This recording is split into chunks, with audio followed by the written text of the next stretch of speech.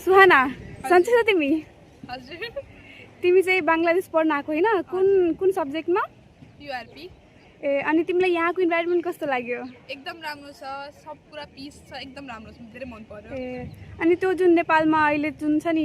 अवस्था जुन जुन न्युजहरूले नेपालमा जुन त्रास फैलाइरहेको छ अनि तिमीले यहाँ चाहिँ के अनुभूति गर्यो जस्तो कि मतलब चाहिँ युनिभर्सिटी भित्र यहाँ खुल्ना सिटीमा म त्यस्तो केही थाहा मतलब पाइरहेको छैन सब एभ्रिथिङ राम्रो छ यहाँ युनिभर्सिटी भित्र त झन् राम्रो छ केही उताको जस्तो त्यहाँको न्युज सुनेर मान्छे हल्का डर लाग्दो त्यो इन्भाइरोमेन्ट भएको छ नि कि मतलब यहाँ कस्तो सिचुएसन छ जस्तो तिमीले के त्यस्तो पायौ त्यस्तो केही सिचुएसन यस्तो पाएको छैन सब पुरा ठिक छ नर्मल छ नर्मल छ है त्यहाँ बस्छु त्यस्तै हो केही डिफरेन्स छैन त्यही अनि युनिभर्सिटी कस्तो लाग्यो तिमीलाई युनिभर्सिटी एकदम राम्रो लाग्यो यस्तो युनिभर्सिटी नेपालमा पनि छैन होला छैन होला कि छैन यहाँ एकदम राम्रो छ राम्रो स्पेस छ के भन्छ अनि यहाँको मान्छेहरूको व्यवहार कस्तो लाग्यो तिमीलाई राम्रो छ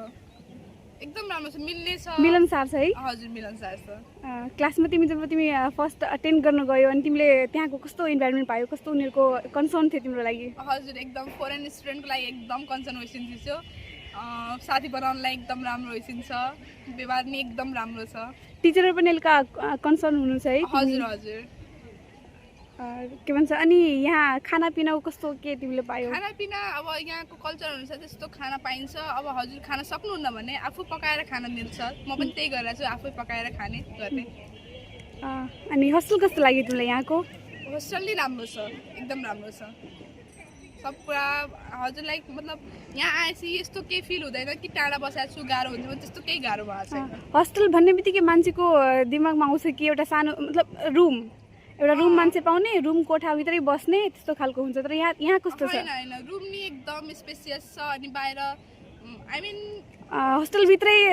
कोर्टहरू छ खेल्नेको लागि मतलब विद्यार्थीहरूलाई कुनै सब कुरा छ एभ्रिथिङ होस्टेलभित्रै फिलै हुँदैन कि हजुर घरमा बस्नु भएको छ या होस्टेल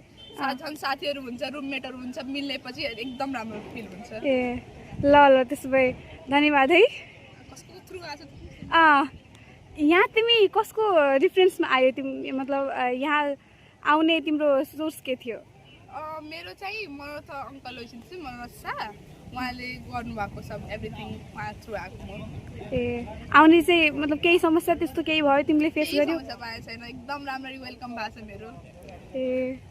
ल